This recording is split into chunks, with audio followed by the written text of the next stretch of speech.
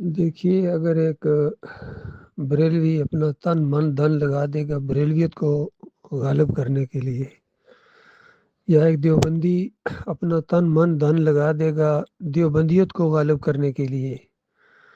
یا اہل حدیث اپنا تن من لگا دے گا اہل حدیثیت اور سلفیت کو غالب کرنے کے لیے، جس طرح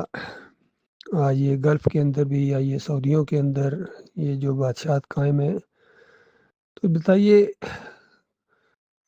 کفر و شرک کے ساتھ پھر ساز باز کیوں ہے؟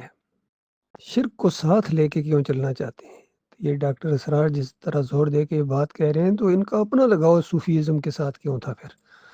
وحدت الوجود کو ثابت کرنے کے لیے گویا اس نے تن من دھن لگا دیا،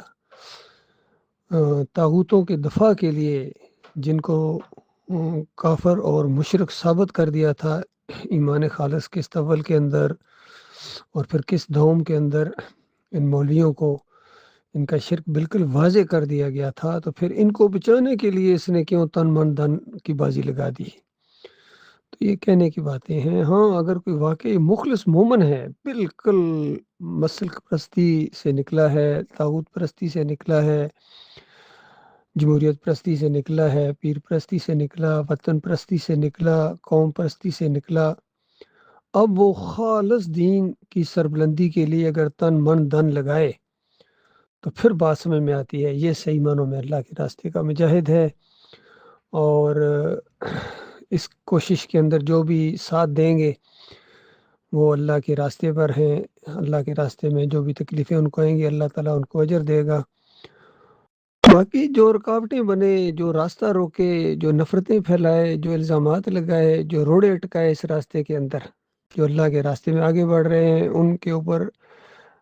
آوازیں کسے، ان کی حوصلہ شکنی کرے، تو یہ اللہ کے ہاں جا کے جواب دہ ہوں گے۔ ہر ایک آزمایا جا رہا ہے، ہر لمحہ آزمائش کا ہے، ہر لفظ جو منہ سے نکلتا ہے نوٹ کرنے والے نوٹ کرتے ہیں، اور خود اللہ اپنے علم کے ساتھ ہر ایک کے اوپر بڑی گہری نظر رکھے ہوئے ہیں، ان کی نیتوں تک سے وہ واقف ہے کہ کس کی نیت کیا ہے، دین کو غالب کرنے کے لیے اصلی کوشش کون کر رہا ہے، اور دکھاوے کے لیے منو اور ٹنوں کے دعوے کون کر رہا ہے، اور صرف واٹس ایپ کے اوپر بھڑکیں کون مار رہا ہے۔ یہ سب کچھ اللہ جاننے والا ہے۔ اللہ تعالیٰ سے دعا ہے مالک مخلص اور باصلاحیت لوگوں کو آگے لائے، جن لوگوں سے اللہ محبت کرتا ہے ان کی محبت میرے دل میں پیدا ہو، اور میری محبت ایسے لوگوں کے دلوں کے اندر پیدا ہو جو خالص اللہ کے بندے ہیں، خلوص کے ساتھ اس راستے میں آئے ہیں، وہ میرے مومن بھائی ہیں، وہ میرے ساتھی ہیں، اور ہم سب کا مقصد ایک ہی ہے، ہم آگے بڑھیں گے اللہ کے دین